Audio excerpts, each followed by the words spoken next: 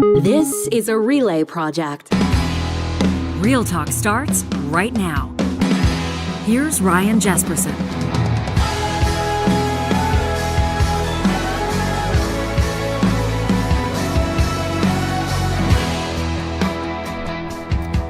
Thanks for joining us on this special edition of Real Talk. Federal budget drops. Finance Minister Chrystia Freeland, Deputy Prime Minister, delivering that budget, which, of course, anytime a budget's out, gives us an idea of the priorities of the government, how the government understands or doesn't the challenges facing everyday Canadians. How does the government understand international markets, access to capital, strains on the healthcare and education and social support systems? We're going to get real in this special episode of Real Talk. In just a moment, you're going to see the federal budget analyzed from two very different perspectives. I'm grateful to have expert analysts with us from the Fraser Institute and the Pembina Institute. And then Don Slater, a disability advocate, is going to make his Real Talk debut. He wants to talk specifically about that $6 billion initiative, that new disability benefit that some advocates are saying will be well received and is much needed. Others are saying doesn't go nearly far enough. That's kind of a theme with budgets, isn't it? Plus, we'll be looking to our YouTube live chat and, of course, using our hashtag RealTalkRJ as well to see where you land on this. And we'll take you out to the mountains, a special Wednesday edition it is of MyJasper Memories as we get set to welcome spring. This episode, this coverage of federal budget 2024 is presented by our friends at We Know Training and in particular at verifiablecredentials.ca. If you watch the news on a regular basis, you'll see these stories popping up across the country. You know, people's credential fraud in long-term care centers, a lot of times in the oil patch, personal support workers. It's putting people's safety at risk. The good news is there's innovative technology being developed in our home province of Alberta that's going to make credential fraud a thing of the past. You know, there could be a tie-in to this whole open banking thing in federal budget 2024. We'll find out from our experts. The deal here, verifiable credentials are tamper-proof. They live in a digital wallet, and with We Know Training, they can plug seamlessly into your training courses. If you want to learn more about using verifiable credentials in your training or credentialing program, we're talking to organizations, associations, big businesses, you're going to want to check out verifiablecredentials.ca. Well, these budget storylines, there's a lot of them. If you've been affected by Canada's housing crunch, there's something for you. Now, will it help you or not? That remains to be seen. If you're an entrepreneur getting ready to sell your business, or maybe somebody that's inheriting something significant, maybe you invested in a stock back in the early days and it soared to success, and this is the year you were going to cash out, so to speak. Could you be impacted by changes to, well, some of the taxes, in particular the capital gains tax in Canada? What about pension funds? What about Canadians that are sick and tired of the cell phone rates that they're paying? The federal government tried to roll out a budget that would catch the attention of Canadians that have been noticing those polling numbers as well. This is a statement budget, isn't it, from the federal Liberals who are in full-blown campaign mode now, just like the official opposition is, Pierre Poilievre. We're going to get to his analysis of the budget as part of our coverage today. Why don't we welcome our expert guest, Jake Fuss, joining us from the Fraser Institute, Scott MacDougall joining us from the Pembina Institute. To the both of you, a good morning. Thanks for setting aside some time to join us on Real Talk. Jake, why don't we start with you? The general theme of this budget, if you're writing the headline that's going to be splashed on the front page, what is it? Oh, I think for me, the main message from this budget is that the government's doubling down on its approach that we can tax and spend our way to prosperity in Canada. We've really seen over the last 9 years that hasn't necessarily been the case. I mean, living standards for Canadians as measured by GDP per person are actually lower at the end of 2023 than they were 9 years ago in 2014. And ultimately, we're seeing the government increasing capital gains taxes right now, even though the government has talked about the need to increase investment in the economy to ultimately improve productivity, economic growth, and living standards for Canadians. At the same time, if you look at their spending plan too, we're seeing that spending is about $77 billion higher than what the government had forecasted last spring for the next 4 years. And ultimately, this is resulting in a lot of debt for Canadians. It's being passed on to the next generation of Canadians that will likely have to pay for this through either lower services in the future or higher taxes. So I think ultimately the government is really doubling down on and maintaining the status quo that we can magically kind of tax and spend our way to prosperity in Canada. Scott MacDougall joining us from the Pembina Institute. Scott, if you're writing the headline, what's the key story that you were following? I think, I mean, at Pembina Institute, I mean, we're pretty focused on the energy and climate aspects of the budget, but those intersects with a lot of other issues that Canadians are facing. I mean, including affordability, housing crisis, that sort of thing. I think the federal government actually struck a reasonable balance of a lot of tensions that Canadians are dealing with right now in that space. I mean, affordability, climate change, need for good jobs, the need for Canada to compete for investment, especially in clean energy. The need for it to kickstart innovation, manage some of the kind of worrying productivity numbers that we're seeing headlines about lately. I mean, manage inflation. It seems like they struck a reasonable balance in that. And when it comes to some of the investments, especially around clean energy, that they announced, I feel like the other side of the ledger here, where like provinces and industry also need to invest. I think it's time to look at that side of the ledger now. I think that the federal government has done a lot to support investment, and I think the provinces and industry, like I say, really need to step up. Well, Scott, let me ask a follow-up question there. So, I mean, are you talking in particular a province like Alberta that I think safe to say, generally speaking, has at least sent a message, like optically, with the pause, the moratorium on renewables, with kind of the spirit of Danielle Smith, the premier's relationship with oil and gas, and obviously sort of the long-standing. What's the word I have? I mean, if you look at the role that oil and gas plays in Alberta's bottom line, it's obviously massive. It's described by the cynics as a petro state, and it's described by the folks that live and work in Alberta every single day as a province that obviously relies a great deal on its energy industry. But I wouldn't say that Alberta has set a tone as one that is particularly forward thinking in investing in clean energy. Are you specifically putting the focus back on a province like Alberta? Yes, Ryan, that's a good place for the focus. I mean, Alberta's home to something in the order of 40% of Canada's emissions. I mean, we're also a year. It's a year since Alberta announced their emissions reduction and energy development plan back in 2023, which, I mean, some folks tout as Alberta's climate plan. And unfortunately, it appears almost no work has been done on the many commitments they made to reduce emissions and sort of balance that with the energy development. They don't appear to be doing the work that's necessary. Like a year ago, we said it was a plan to plan, and Minister Savage said Alberta was behind and had a lot of work to do to build and execute the sort of meat behind that plan. And it should be pretty unacceptable that to Albertans that the government of Alberta appears to have done so little to progress that plan. And at this point, it's probably fair to say Alberta does not really have an emission reduction plan.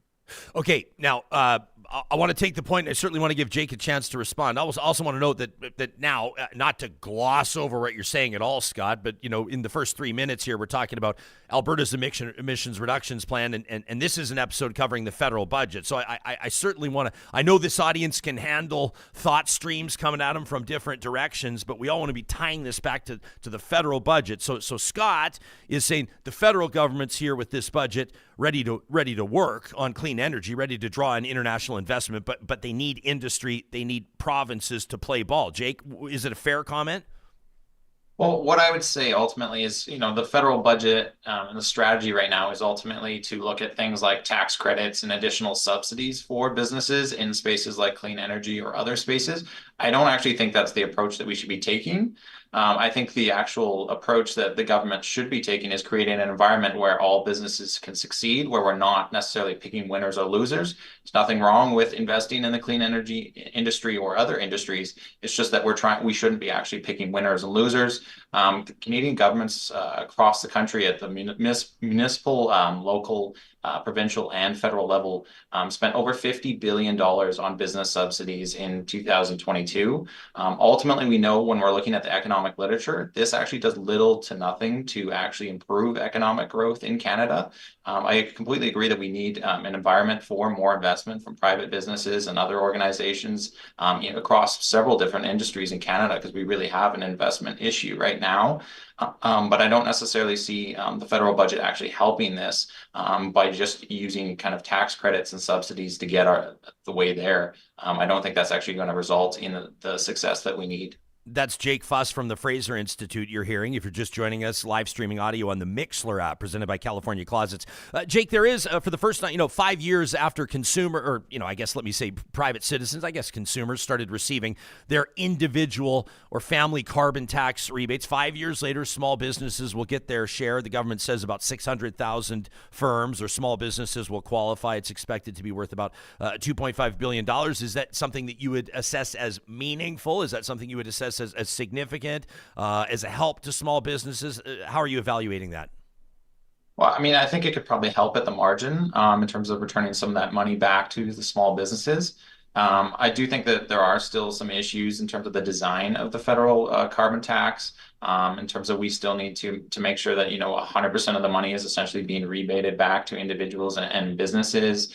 And also making sure that the carbon tax is designed so that it is revenue neutral, and other measures like that. I think there can be improvements still to the carbon tax, and ultimately making those reforms over the long run.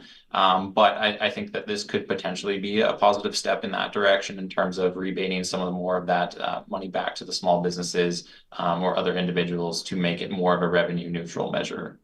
Scott MacDougall from the Pembina Institute also joining us. Scott, the Prime Minister, you might describe it as an embattled scenario with this carbon tax. You've got at least 6 premiers calling for meetings. You have NDP, candidates for Alberta's leadership, musing about moving on from the carbon tax. You have to assume that's a bet that Pierre Poilievre will be Canada's next Prime Minister. In the context of that, what's your assessment of how the federal government's climate plan was advanced or amended or adjusted or expanded in this budget? Yeah. Back to Jake's comment, there were, the investment tax credits were certainly a part of this budget, mostly around signs that governments sort of stay on the course to continue developing those. There was a good bit of clarity, policy clarity around the clean electricity investment tax credit that I think is going to help increase some certainty around what that's going to look like as it gets developed and rolled out this year or next year. Looks based on the spending intent that it'll potentially start actually supporting projects next year. Or in the 2024-2025 year. So that's good, a good sign for that credit. But there were lots of other spending announcements as well. Some we, really, I'll say I didn't expect. So there was $6 billion announced for a new housing infrastructure fund. So those, that kind of spending really helps everyday Canadians that are really struggling to get access to affordable housing. And there were some nice little touches in that where there's a requirement for one of those streams of funding that's going to the provinces that says that the provinces need to commit to use those funds to increase access to housing, but also adopt forthcoming national building codes, which, among other things, will help make any of the new homes that are built be more energy efficient and more affordable. You can't really have affordable housing without thinking about its energy efficiency and doing what you can there. Let me jump in real quick, Yeah. Scott. Sorry, I don't want to stop your train of thought, but on the affordable housing front, I want to ask both of you about this. So there's a few things of note, and I'm sure I'm missing them. That's why we get you two experts on here. They're talking again about 30-year amortizations, which kind of winds back the clock a few years. They're talking about increasing the amount that first-time home buyers can pull out of their RRSPs, which it seems across the board people are saying that's a good thing. We want to open the door to, or make home ownership more accessible. The Canadian Home Builders Association unequivocally basically saying its members are pleased, I'm referencing Financial Post reporting, to see the federal budget measures that'll help the sector respond to the government's goal of doubling housing starts to overcome that supply deficit. They say the Canadian home builders have long called for policies to assist those who dream of home ownership but have found it out of reach.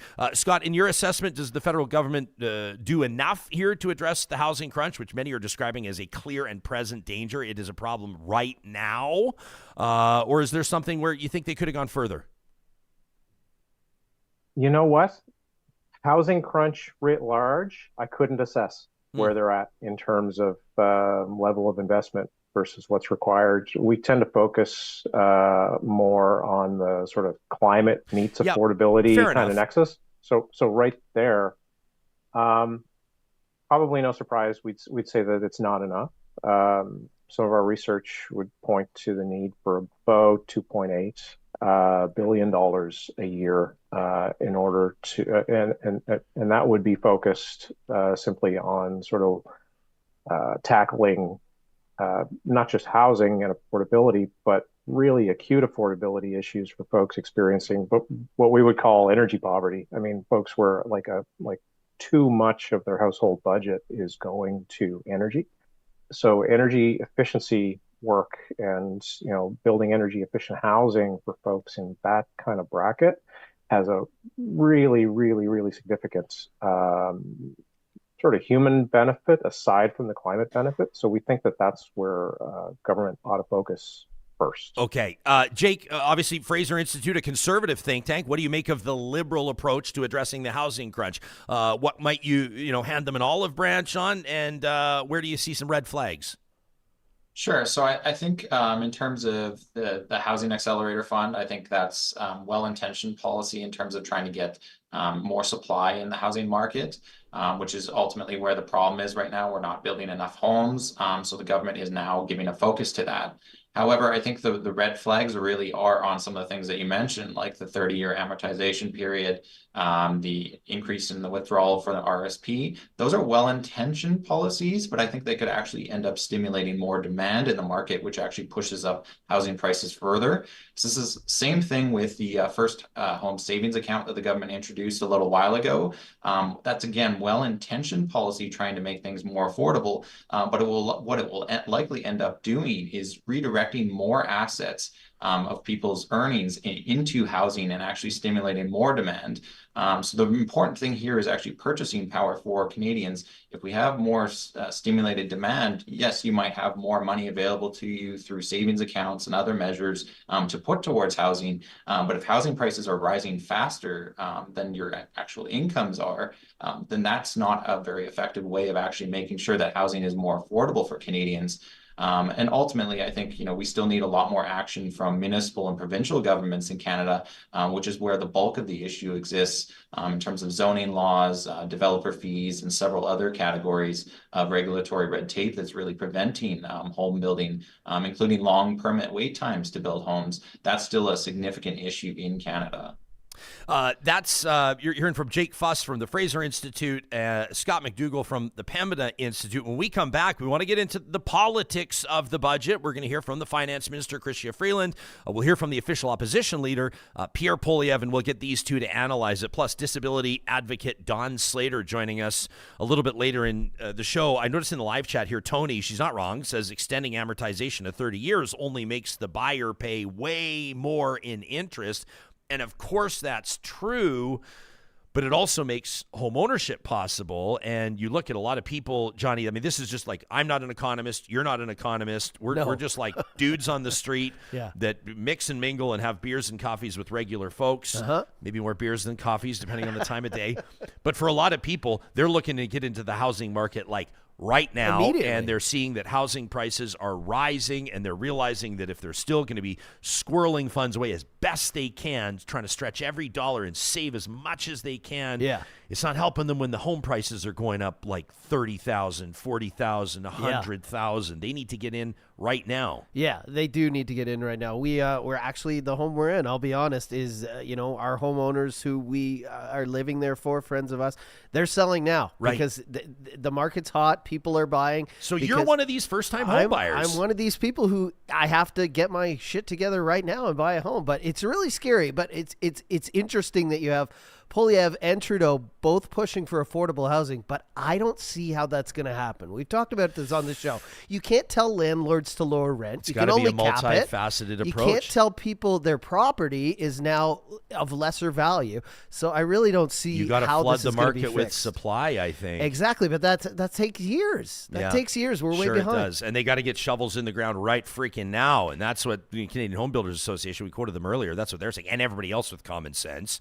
is saying. There's a lot of other themes here. I mean, speaking of property values, what if you inherit a home from your parents? What if that's part of the estate? Lucky. Does the capital gains tax increase affect you? Sure. Now, here's the deal. Everybody's talking about this capital gains tax increase, and maybe we'll put that in front of our experts depending on time when we come back. But also keep in mind, the government's saying that the taxation is going to change above $250,000. Ultimately, when it all comes down to it, it'll impact about 40,000 Canadians. It's estimated. That's about 0.1% of the population. Now, these are who are being described in reporting and commentary around the budget as the wealthiest. And so is that something where the government sort of gauges where the public's at and says, we think it'll be politically popular to so-called increase taxes on the wealthiest Canadians? I mean, we read into the decisions that governments make as part of these budgets, right? And the messages that they send. Ultimately, it gives fodder for the opposition. We'll hear from Pierre Poilievre within the next 8 minutes or so.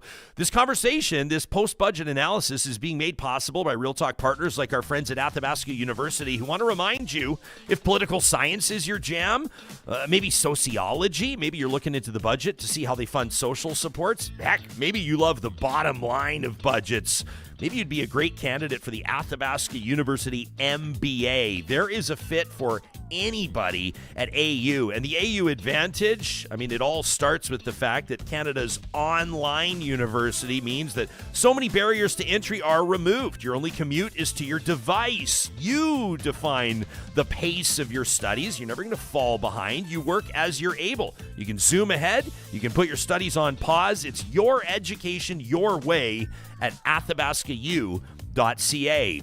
We're talking a lot about energy. We're talking a lot about emissions. Pathways Alliance right now is working with governments to ensure that proposed carbon capture and storage networks become a reality in Canada's oil sands. You can check out pathwaysalliance.ca for more. As global energy demands are changing, Canada's 6 largest oil sands companies are working together to offer the world responsibly produced oil. They're working with federal government, the provincial governments. Pathways Alliance planning to build a large-scale carbon capture and storage network that would reduce emissions from operations, protect existing jobs, and create new ones.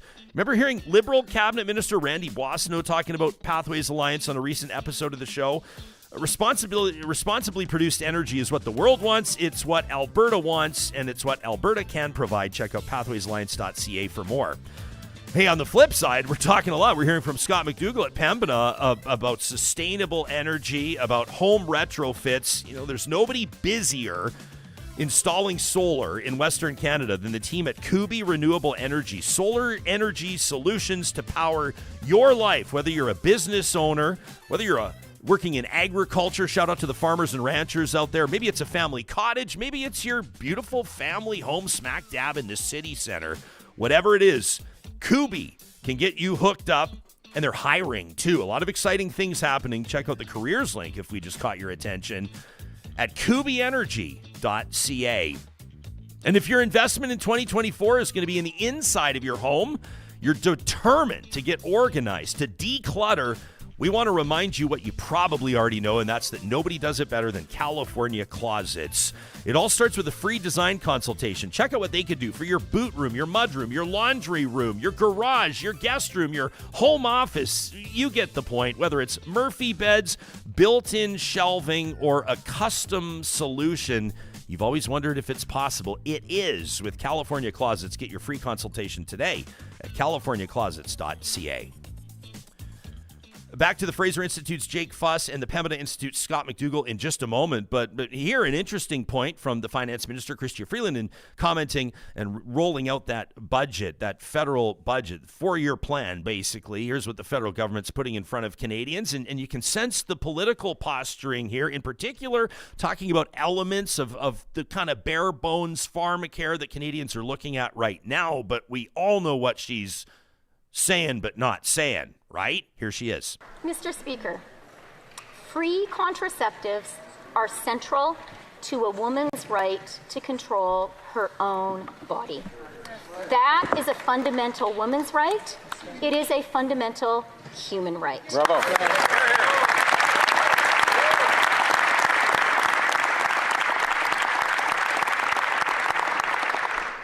As a woman, as a mother, and as Canada's Finance Minister and Deputy Prime Minister, let me say clearly here today, this is an essential right our government will always protect.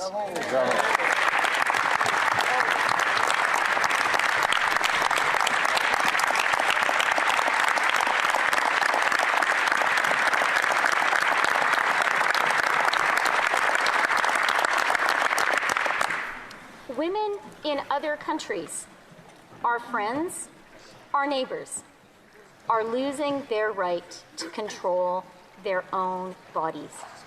We will not let that happen here in Canada. All right, so that's Chrystia Freeland. Jake, over to you. This really shines the spotlight right across the aisle there on the Conservatives, the finance minister using the budget as a tool, I think, to point out that she doesn't believe that a Poilievre-led government would protect women's rights. How is the onus on the Conservatives to respond here? What's your analysis of that interesting inclusion in yesterday's presentation by the Deputy PM? Well, I think, on the broader kind of national pharmacare issue, because they're introducing these programs now to cover contraceptives and diabetes pills. They're estimating that's going to cost about $1.5 billion over the next 5 years. And it could potentially lead to a broader national pharmacare program in Canada.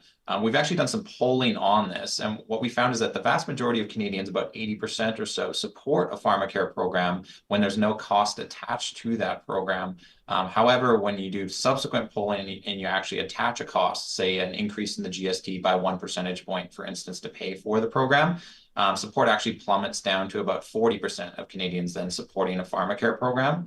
So I still think there's a lot of issues in terms of how the government's actually going to fund this program, especially a broader program that could ultimately end up costing a lot more than just $1.5 billion over 5 years. So that's ultimately something that will be interesting to see how not only the government but also opposition parties approach this issue of pharmacare as we approach the next election next year. Yeah, it's going to be interesting to see as well how the provinces play ball on this or don't. Some, like Alberta, basically saying they want no part of it. Scott, we acknowledge you're the director of the electricity program at the Pembina Institute. Do you have an opinion on where pharmacare is at right now? I mean, I thought it was pretty interesting to see federal NDP leader Jagmeet Singh calling out the budget, calling out the spending. Obviously, this is basically a confidence vote. So if the NDP hated it that much, I guess they'd just vote against it. But did that catch your attention, or do you think the government's moving in the right direction on that, even just as a taxpayer? I mean, as a taxpayer, that's about the only perspective I could speak from on this. I think that these are important issues that the Deputy Prime Minister put on the table there. I don't have a particular take on the politics of why she said it. Recognize that these are sort of worthy issues for government to put some dollars behind. Yeah, and I mean, it's obviously a day. I mean, I think that the most obvious statement here is it's a day where the eyes of the nation are on the government and people are paying attention. And so if you want to name or lay out a few priorities and send a message to folks about where you think your government's at, where you think the opposition's government might go, that's the day to do it, or certainly one of the days to do it. I want to get both of you closing remarks in just a second, but first, let's hear from the guy who wants to be the next Prime Minister of Canada. Here's official opposition leader responding to the budget. This is Pierre Poilievre. This is the ninth deficit. The ninth deficit after the Prime Minister promised the budget would balance itself. And what did he do with the money? Everything he's spent on has become more expensive. He's doubled the rent, doubled mortgage payments, doubled the needed down payment for a home, forced 35 homeless encampments in Halifax alone. 1 in 4 kids cannot afford food. And now he's adding $40 billion of new debt and new spending. That's $2,400 of new inflation. That is why Conservatives will vote against this wasteful inflationary budget that is like a pyromaniac spraying gas on the inflationary fire that he lit. It is getting too hot and too expensive for Canadians, and that's why we need a carbon tax election to replace him with a common sense Conservative government. Thank you. All right, a carbon tax election. You remember that? That was Jason Kenney's approach in 2019 in Alberta, the election, a referendum on the carbon tax. What does Pierre Poilievre hit the nail on the head with, Scott? And where do you think his criticism might be a bit off? Well, I mean, based on what I've seen of the polling, I mean, what he's hit the nail on the head with is the fact that people are feeling a lot of tensions around affordability, and I think wrongly, are focused on carbon price as, a big issue driving that. I think given the rebates that exist to keep this policy, neutral in terms of household expenses for most Canadians anyway. I don't think that it's worth it to focus on that from a strict dollars and cents perspective, especially given how important that policy is for, at least putting a bit of a signal on emissions or things that we spend money on that have a big emissions impact, so that there's a little bit of incentive for folks to reduce. Jake, we see there kind of the playbook, and it's a similar playbook to what Pierre Poilievre's been following for the past, let's say 6 months or so. We understand where he's going to hammer the government on the budget, inflation, whether or not it addresses the affordability crisis. What's another point that you might add in closing? What's something we've not talked about that you think is an important thing to note for this audience when it comes to this budget? Yeah, well, I think ultimately what's missing right now from really politicians of all stripes is solutions to our productivity and living standard crisis that's going on in Canada. So what would governments actually do to solve these problems? So, would they look at addressing our tax competitiveness issues, reducing regulations in Canada to ensure that we can get more investment and business opportunity in Canada? Or is there ways that we could reduce interprovincial trade barriers, for instance? So maybe a federal government could take leadership on that with provinces. And I think that's really missing from a lot of the discussion right now, is actual tangible solutions from politicians across the political spectrum in terms of how can we actually address improving living standards for Canadians, increasing their wages, increasing job creation in Canada. That's something that we desperately need right now. Final comment. Appreciate that, Jake. Scott, I did want to ask you about the Indigenous Loan Guarantee Program, because I know that that's going to be big for a lot of Indigenous-owned businesses, or would-be Indigenous-owned businesses. And I see a lot of people talking about the $5 billion program. Do you like it? I've seen that Pembina is speaking out in support of it. If so, what do you like about it? Yeah, I think it's really important. I think it helps support Indigenous communities to actually take a ownership stake in big resource projects, and I think this is a really good support in terms of things we don't absolutely love with it. I guess the main thing is just that it's geared toward large resource projects, which means a lot of communities, especially those in the north and in remote areas, might not be able to access this guarantee program.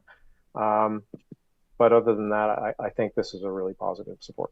Awesome. That's Scott MacDougall that's been joining us, the director of the electricity program at the Pembina Institute. You can check out what they do at pembina.org. We've also heard from Jake Fuss with the Fraser Institute, and you can check out what they do at FraserInstitute.org. We'll have the links for both of those in the show notes on the podcast and on YouTube. To the both of you, thanks for your flexibility. Thanks for joining us. Thanks for the insights. Thanks for driving conversation forward and helping us understand it from two different perspectives. We appreciate it.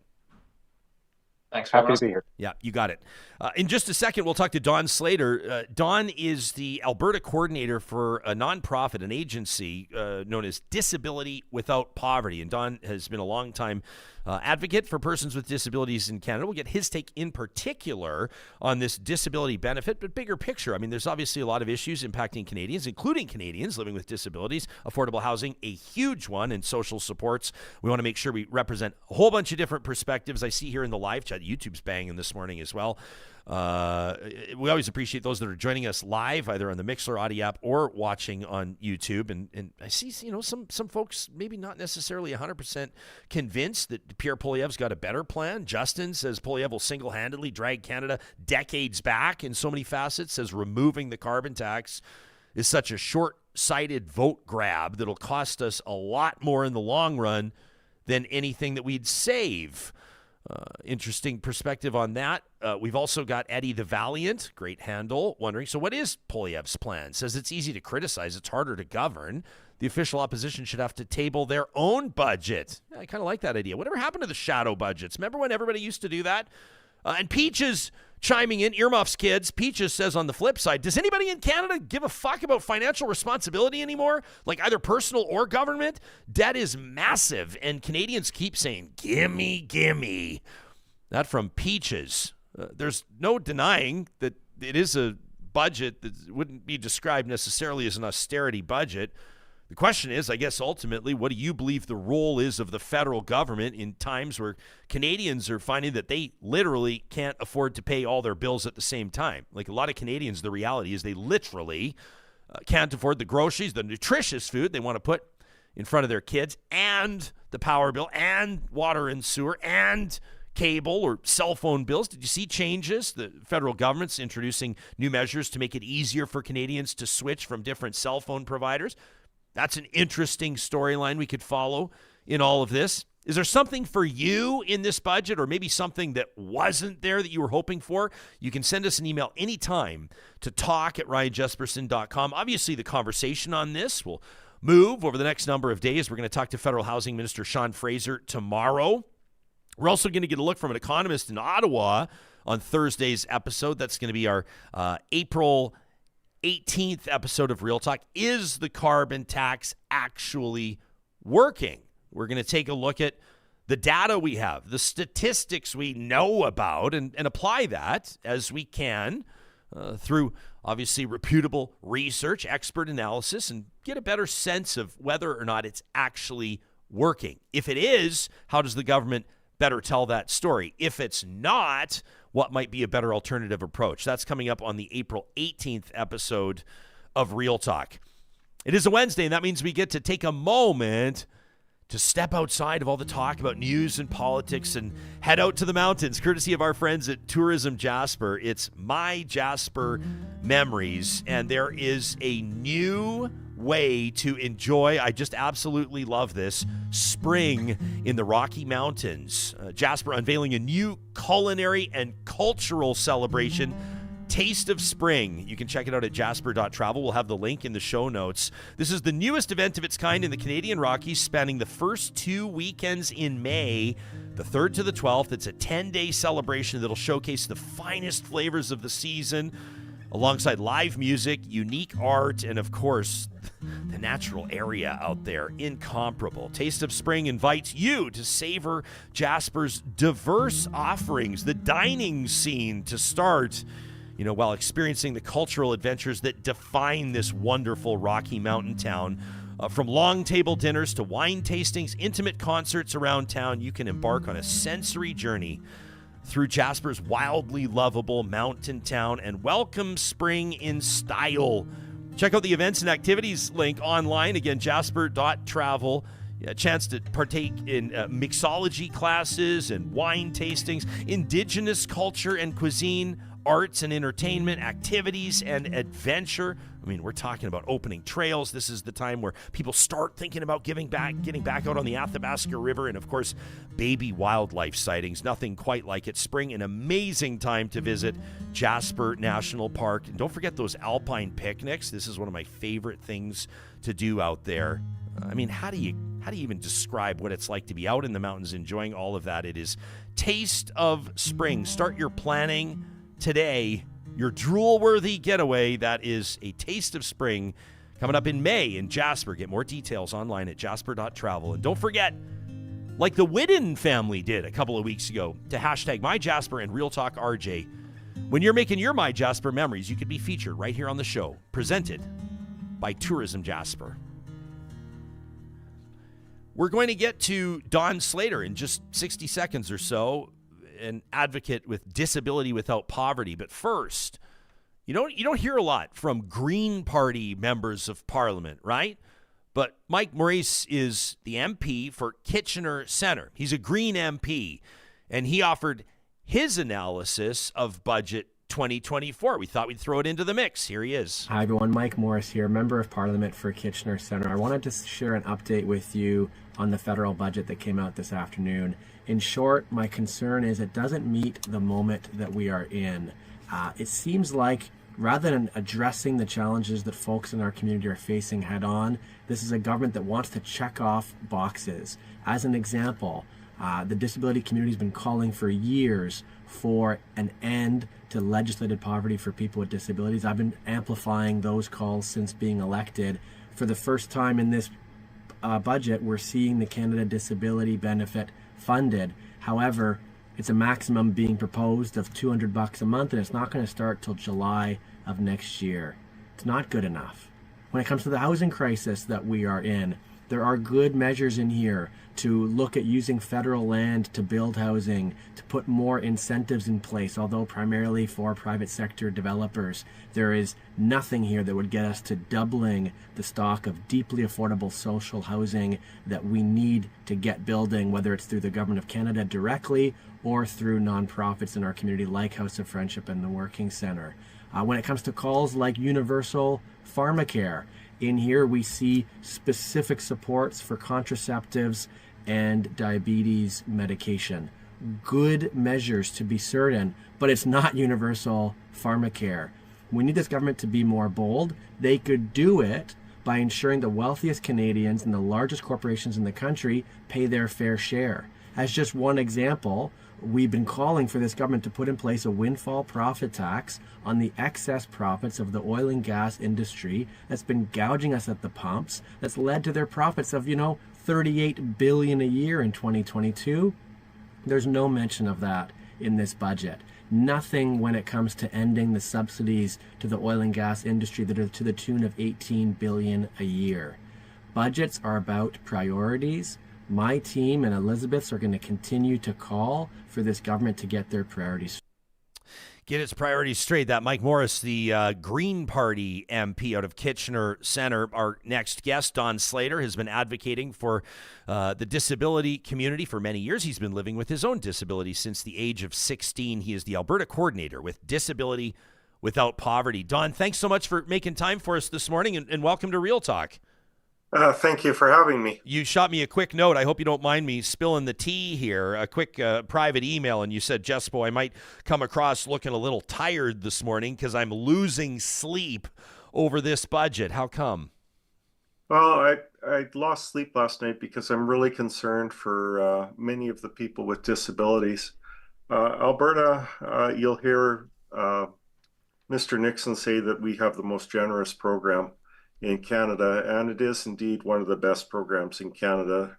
So the disabled people in Alberta are hurting less. But when you look at places like New Brunswick and you consider they're just getting over $900 a month, it makes me very concerned for the welfare of those people. As everybody knows and as everybody feels, there's an economic crush happening right now. Since the bill was created, things have become much worse. So the original intention of the bill needed to be modified to include the economic reality that we find ourselves in. And like I said, or like you said, I only have had 2 hours of sleep, so I hope that came across okay. It did. You're doing great. Obviously, it's no laughing matter for Canadians that are, number one, living with disabilities. Number two, I thought it was interesting, the wording that we heard from MP Morris there, where he says legislated poverty. And I know that this is something that you've commented on for quite some time. The fact that you believe this is almost, I don't want to say a prescribed scenario, but for a lot of people that are already, looking at, facing more challenges on a day-to-day basis, the reality is that life's made no easier when it comes to government funding. Can you take us into what the reality looks like for disabled people, not just in Alberta, but across the country? Again, we can look at Alberta, and here we're in absolute poverty, which means we're hundreds of dollars underneath the poverty line. Elsewhere, people are suffering much worse poverty. The government has an obligation to its agreements with the United Nations to reduce poverty. And perhaps that's the reason this act was titled an act to reduce poverty and not to end poverty. But when you consider that the government has created many of the factors that have increased inflation rapidly, such as not building enough affordable housing over the last 40 years, you can therefore view it as legislative poverty. Like, inaction has created the problems of today. Yeah, Don, so big picture, the housing crunch that would impact like millions, or you could maybe even say tens of millions of Canadians, I would suspect you would see those impacts exacerbated even more when you're talking about supportive housing, assisted living. Can you give us a general sense of, I don't know what numbers you have in front of you. I am putting you on the spot, but like what housing supply looks like in that context, what supportive housing supply looks like, any programs that you saw maybe receive a boost or not with the federal budget? Let's get specific about housing. I didn't see anything that would increase the supply of housing. The government is talking about creating programs to create more affordable housing. But from what I understand, we're about 6 million homes short of what we need. And you can see that reflected in the skyrocketing prices of rent and the inflated prices of a house. We do know that corporate landlords are buying up affordable housing. They're partially responsible for the increase, but it's really a demand and supply problem. It affects everybody. The disabled community is really the bellwether of how well our society is doing. If you can't take care of the most vulnerable, who can you take care of? So I do realize that everybody in this country is feeling it, but the disabled community is the most impacted by all decisions that are made. Don, we're seeing a lot of talk here in our live chat, and I can say from what I know about some of our regulars that it's nonpartisan commentary here. Kenzie, for example, one of our regular commentators, shout out to Kenzie, who's here pretty much every day. We sure appreciate it.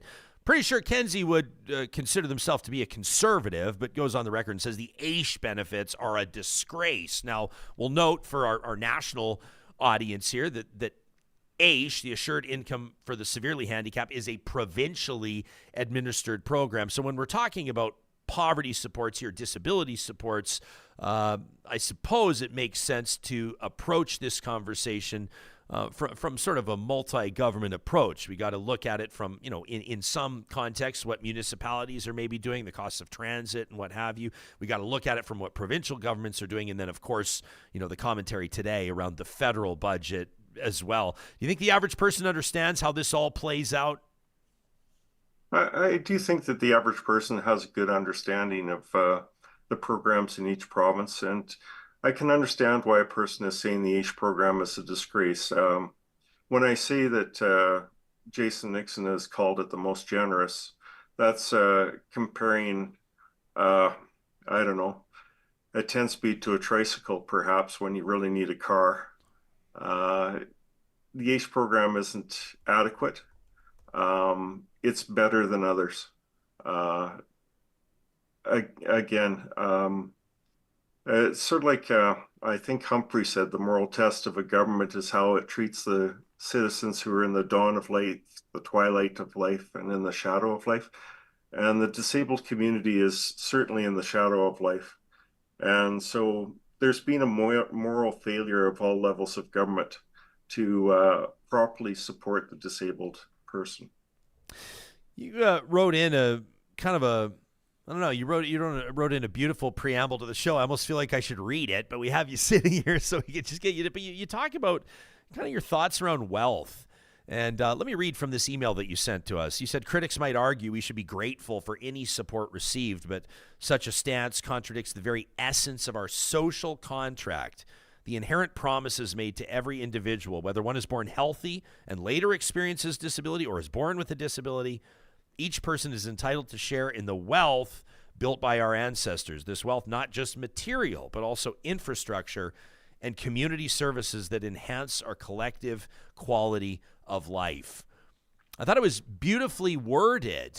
And I think, and I don't mean this in a disparaging way or a dismissive way at all, but I think some of the very real challenges that our fellow Canadians, that our fellow human beings experience on a daily basis just aren't at the top of the political priority list for a lot of people. Can you talk to me about the role of an advocate and maybe some of the hard work that goes into even just trying to keep these issues on the radar? Well, I think the biggest problem with our system of government is that people are assessed on their capital value, like how much can they contribute to the economic wealth of the nation. People have a tendency to forget that we do live by a social contract, and they're sometimes sort of wishing to push us to the state of nature where, you know, the weak are killed and eaten. Now, I'm not going to say that the government is looking at us that way, but often we're on the back burner just because of the economic realities, economic pressures. The people that have money and power are having a larger voice. And we certainly understood that government is receptive to corporate interests when we had decisions like Citizens United in the United States, when it said that money is an individual. Now, Canada is far behind the United States in what we legislate. I think we're a much better social country than the US can be, but that's just sort of like a needle leaning in which direction we're heading.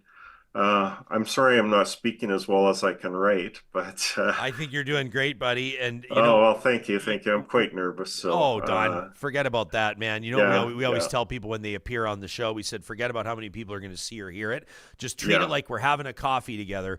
Okay. And we're just talking about real life. I mean, I'm doing some, just some quick Googling here, and I really do benefit from people talking about their lived or real experience in the chat as well. For example, I didn't know about how CPP factored into AISH, but it sounds like any recipient of CPP is having their AISH deducted dollar for dollar. But we're looking at a general, I mean, I think the maximum AISH payment, and I'll talk about our home province of Alberta, is about $1,860 a month. And I just look at what people are paying in rent. I do my best to kind of understand what rent payments are like. We have a condo that we rent out.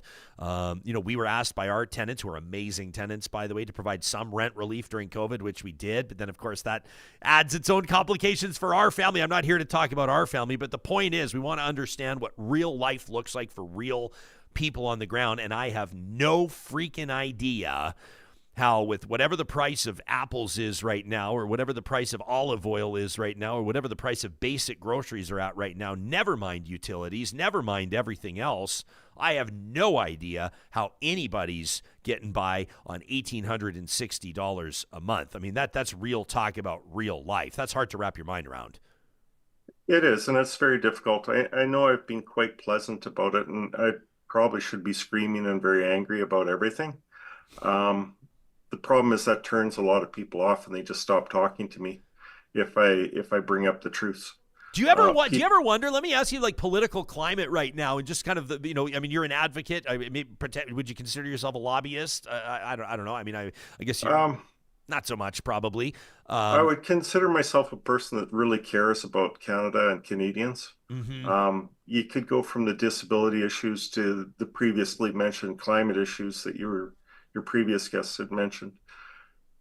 There's a lot of things that are going wrong because government has ignored their duty to protect the public interest. And I could leave it at that. It just simply comes down to do your job, work for the public. We need a ranked voting system in this country, and we need politicians that get their support for their elections, their financial support through public funding instead of lobbyists. As far as I go, I would say that I'm an advocate / lobbyist. I try to make people aware of what's going on, and I try to make them aware of their own moral compass and try to make them think about what they do in our situation. There's something called the veil of ignorance, and that suggests that if you don't know who you're going to be tomorrow, whether you're going to be a billionaire or you're going to be disabled, what would you expect for yourself? And often when people apply that veil to themselves, they're far more generous to the disabled person, knowing that they might become the disabled person.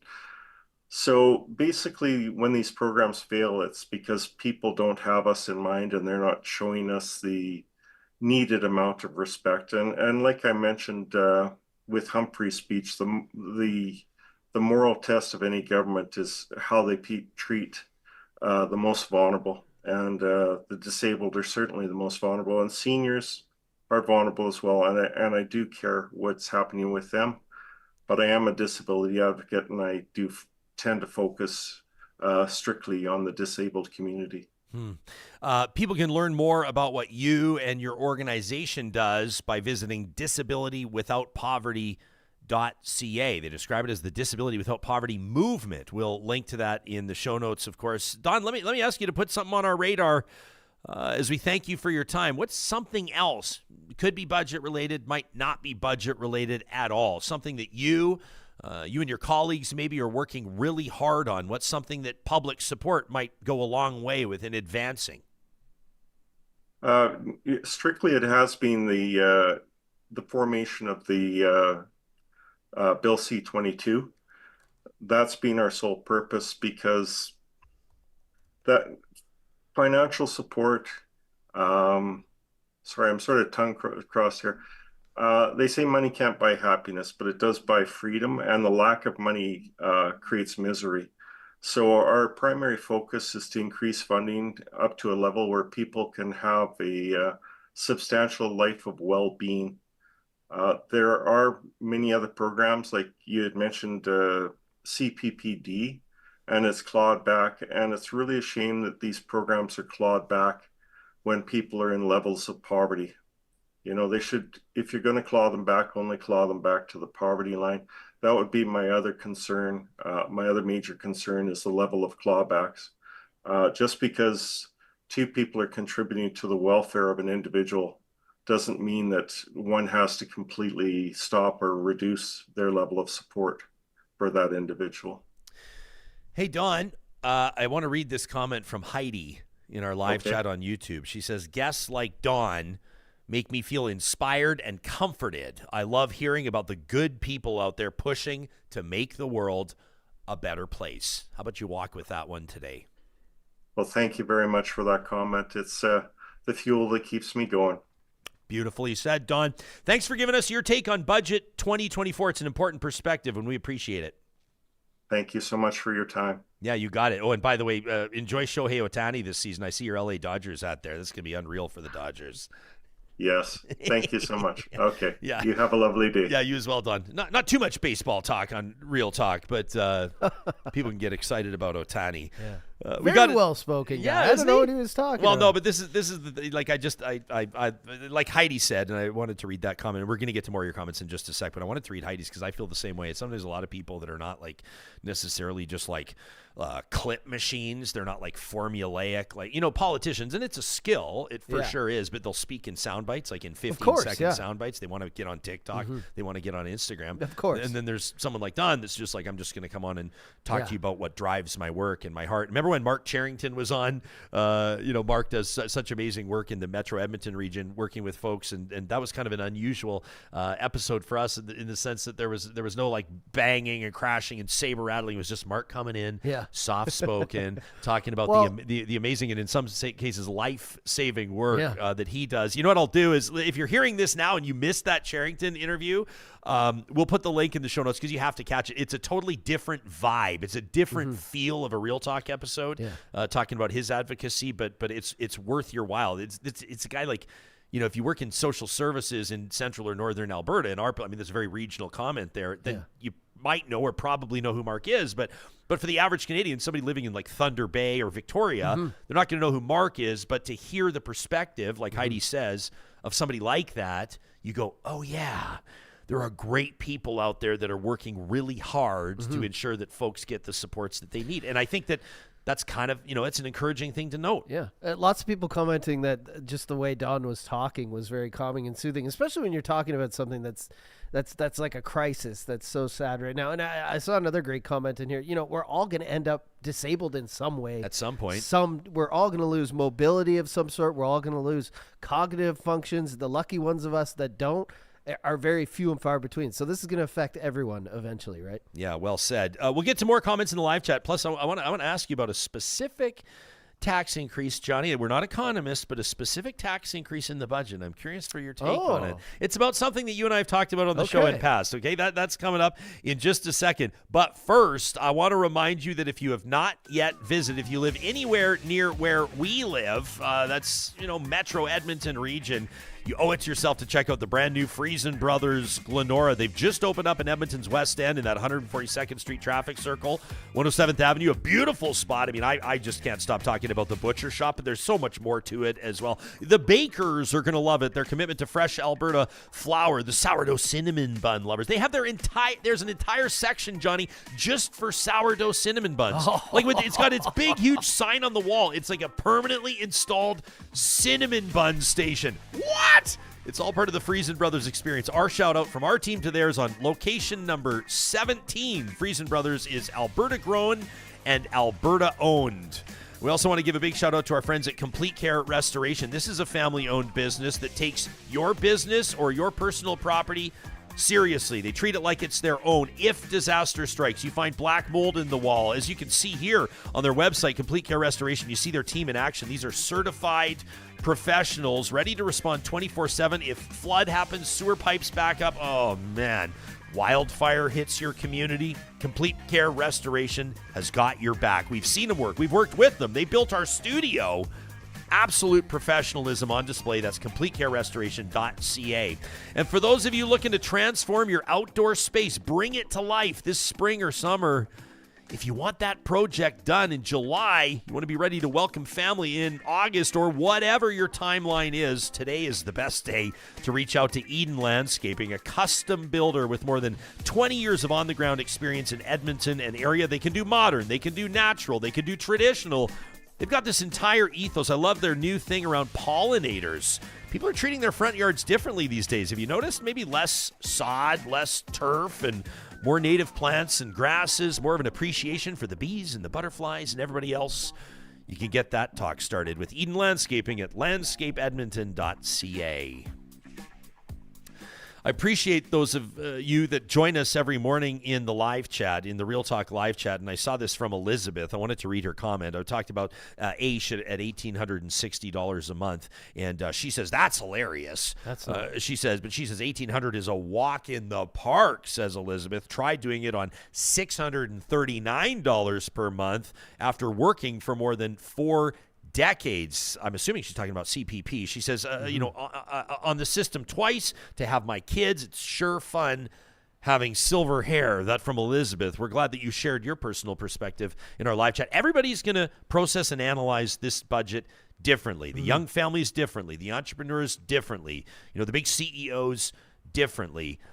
I wanted to ask you about the tax on cigarettes and tobacco. Have you here seen we this? Go. Nicotine in general? Is it vape? Federal government's cranking up the excise tax. I think it's up 12%, something like that, on vape products. Obviously, I think recognizing in particular, we don't know a lot about the long-term health impacts of vaping, but young people, you nailed it. And then cartons of cigarettes are going to have an additional 4%. So what is that, like 40 cents in tax per pack applied? But yeah, more so-called sin taxes. Those are the ones the government knows it can get away with because nobody feels sorry for the smokers. I hate to say it. Sorry to those of you smokers that listen to the show every single day, but nobody seems to have smokers back when the cigarette taxes are cranked up. No, not at all. And vaping is a big problem. Like I see, like I said, I take a lot of public transit now, about 4 times a week at least, sometimes every day. And every time I get off on the LRT connection that goes to the bus that goes to my area in Chappelle, young kids after school waiting for their bus, tons of them are vaping, and they're all under 18. They all look young. And I actually went into a cigar shop the other day. I was looking for a stogie for you, actually, buddy.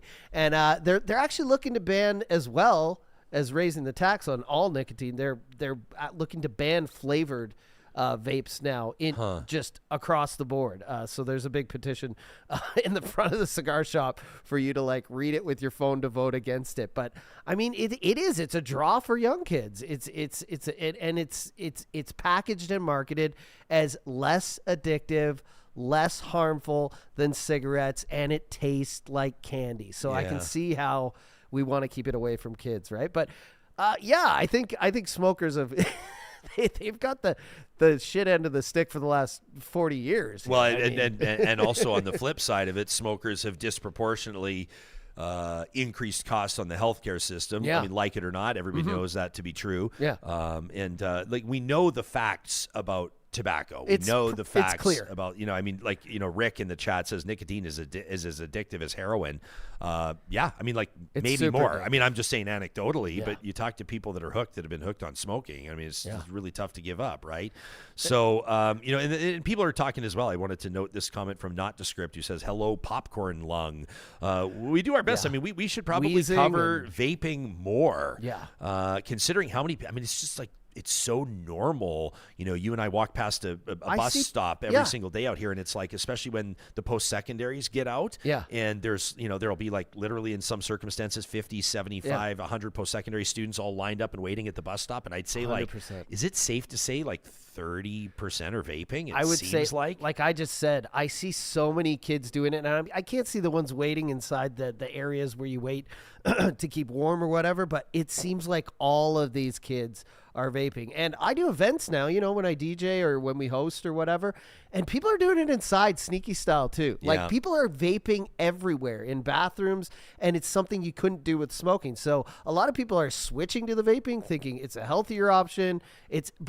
I don't think it is at all. I mean, we already see stats that show, like we're talking about the popcorn lung, wheezing, obviously inhaling chemicals on a daily basis every day is not good for you. But I am sure, Ryan, that in 10, 15, 20 years, the same results are going to come out in research that we had about smoking that came out that caused us to change our way of thinking. But right now, I know it is an alternative for people who are trying to get off smoking as well, right? They go to vaping and then they tailor off, because with vaping you can limit the amount of nicotine that's in. You can go all the way down to like 0 and then try and wean yourself off. But for a lot of people, I think it's the hand to mouth. That's the addiction for you. Well, how much did the tax is going to go up? I think it's like 12% increase in excise tax on vape. So I don't know like how that plays out or whatever, what that means. Like most people just want to know, this is like when it comes down to the carbon tax and everything else. When it comes back to all the things, people want to know. We hear about like percentage increases or like property tax increases and all the which are very real.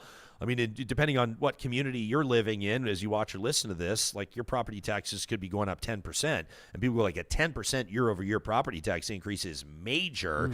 But then for some people, that might translate into like $65. Sure. Or it might, over the course of the year, be like $300. And you don't go, well, $300 is nothing. But at the same time, it's, I think some people act like their taxes are going up by like $75,000. It's not to suggest that tax increases aren't sort of obviously exacerbating the financial crunch that millions of Canadians are in. And I don't mean to sound ignorant on that at all. But I do think it's also important to have like informed real talk about the bottom line. If we're talking about increasing, cigarette taxes and it ends up being 40 cents a pack, sure. The average person might go, well, as our healthcare is costing us more and more and more, as the population is aging, as we're understanding more about the ultimate cost of cancers and treating heart disease and brain aneurysms and everything else. And we're talking about one specific tax here, one specific example. Very few people will give a shit about a 40-cent increase on a pack of cigarettes, right? Especially as smokers are being vilified. But I like how you said that, because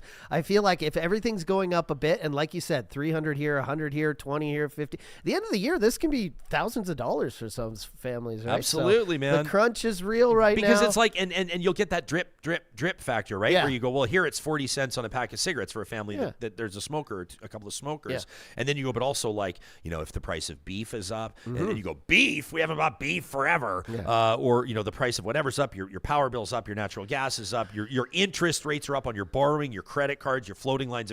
I'm not trying to give everyone anxiety. No, that is what happens. Your car insurance is way up. And then that affects all the companies. And now even like you look at your subscriptions, it seems like every 6-8 months or a year, Netflix is going up $2. Everything you're subscribing to is going up $2 because they're feeling the crunch too. So all these dollars over time, and then you look at the end of the year when you do your taxes, like, holy crap. Yeah, well, maybe even at the end of the month, like you're saying, right? $2 here, $6 there, $5 here, 40 cents there, and then all of a sudden you go, my monthly expenses have gone up by $450 or $800 exactly for the average. Even somebody like, I'm thinking even the average, I don't know what average income in Canada is right now. It'd be interesting to know. I think it's usually like around 70,000. But like if you look at somebody, like if you think of like, for a lot of people, like, oh gosh, someone's making six figures, like, wow, someone on a 6-figure income, even somebody on a 6-figure income, not going as far. If all of a sudden your costs are up $1,000 a month, then that's a really big deal. Appreciate this comment from Seventh Pilot in the live chat on YouTube. Says you could have a $650,000 house and still need to go to the food bank because higher interest rates have made it so you can't make the payment. 63 grand is the average right now. 63 right now for a full-time Thanks worker. for the fact check. I appreciate that. We got this from Garth, who took the opportunity to write into talk at RyanJesperson.com. Party on, Wayne. Says, Garth, how I feel about this budget. He says, after celebrating 11 years as a citizen of this great nation, shout out to you, Garth, says, I'm deeply troubled by the current state of affairs. In 2024, we face rising costs, declining services, and a government that appears to be incapable, from Garth, from passport issues to mishandled immigration, exploiting Western Canadians for votes in exchange for relief on home heating costs.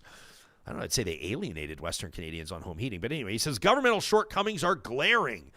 Additionally, a lax stance on crime has serious consequences. He says we see major judicial failings everywhere. Look at the Superior Court Justice Michael Code's reprimand of the Liberals' handling of our judiciary. Says the failure to appoint enough judges across Canada undermines our judicial system. That's true. Some of that is provincial, Garth. He says allowing criminals to escape accountability. These issues urgently need reform for our collective well-being. Despite 8 years in power, the Prime Minister promises to tackle the housing crisis but has fallen short. It's frustrating to see a leader focused on provincial politics, expecting Canadians to forget his misdeeds. However, I believe, he says, the majority of Canadians will not forget or forgive Justin Trudeau, his Liberal Party, or their associates come next election. That from Garth. Is the Prime Minister focused on provincial politics, or is he responding to what Premier Danielle Smith is doing with Bill 18? Oh. Yeah?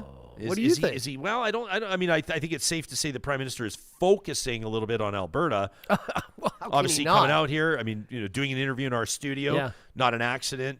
Making big housing announcements. I think probably trying to save a couple seats in Alberta. Also probably just trying to govern equitably.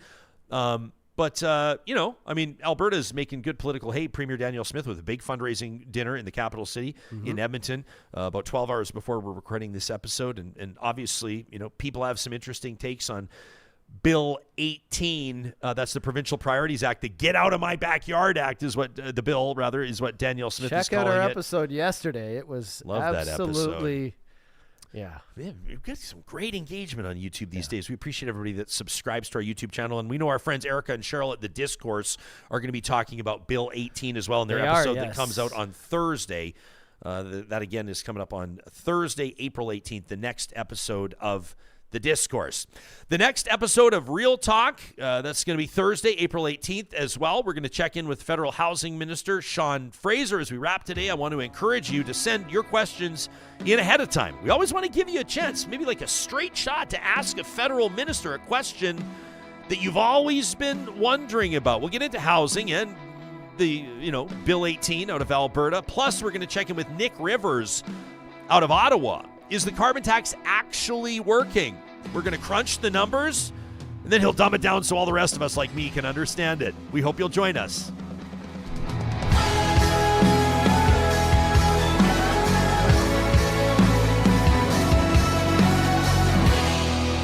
Real Talk is hosted by Ryan Jesperson, executive producer Josh Dunford, technical producer John Hicks, general manager Katie Cook-Chivers, account coordinator Lawrence Derlego, human resources Lena Shepard, website design Mike Johnston, voiceover by me, Carrie Skelton.